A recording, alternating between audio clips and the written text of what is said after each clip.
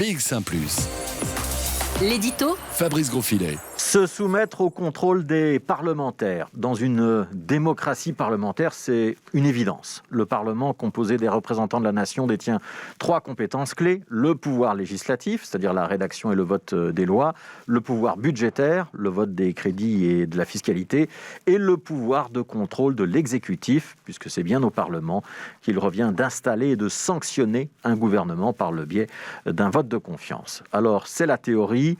On sait qu'elle est parfois un petit peu mise à mal dans un pays comme la Belgique, puisqu'une fois que le vote de confiance est acquis, les gouvernements disposent d'une certaine marge de manœuvre, les pulsions parlementaires étant souvent cadenassées par la discipline de parti. Il n'empêche, l'exécutif tire son pouvoir de la délégation que lui accorde le Parlement.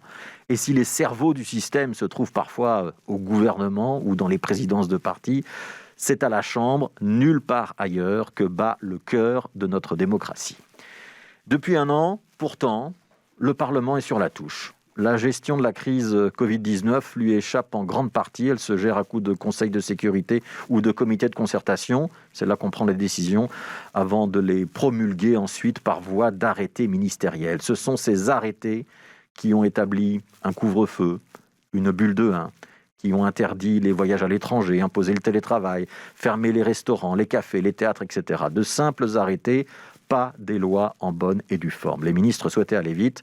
Un arrêté, ça peut être publié en quelques heures, alors qu'un passage par le Parlement, avec le débat en commission, puis le débat en plénière, ça prend plusieurs semaines. Cette logique, on peut la comprendre. Elle a d'ailleurs été confirmée par le Conseil d'État qui a validé la plupart des mesures prises depuis un an et qui étaient parfois contestées en justice. Les ministres interviennent dans le cadre d'une loi qui leur permet de réagir face à l'urgence d'une situation.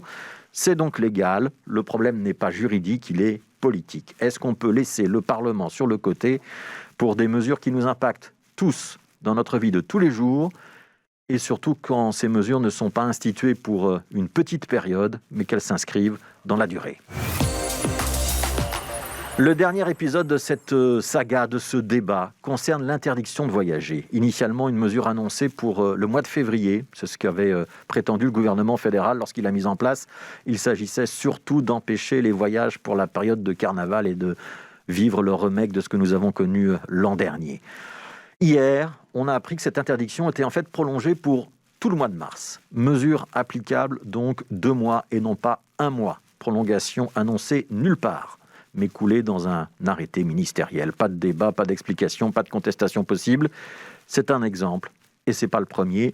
Il illustre la grande liberté d'action que se sont accordés les gouvernements en charge de gérer la crise, celui de Sophie Wilmès dans un premier temps, celui d'Alexander De Croo maintenant.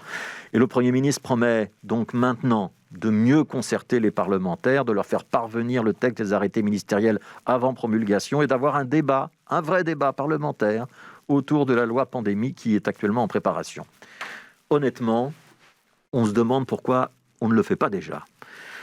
On sait qu'il y a un comité de concertation 2 fois par mois. Qu'est-ce qui empêche Alexander De Croo ou Annelies Verlinden, la ministre de l'Intérieur, qui est donc chargée de promulguer ces arrêtés, de déjà aujourd'hui transmettre les textes aux parlementaires pour avis, c'est un minimum, pour débat, si c'est possible.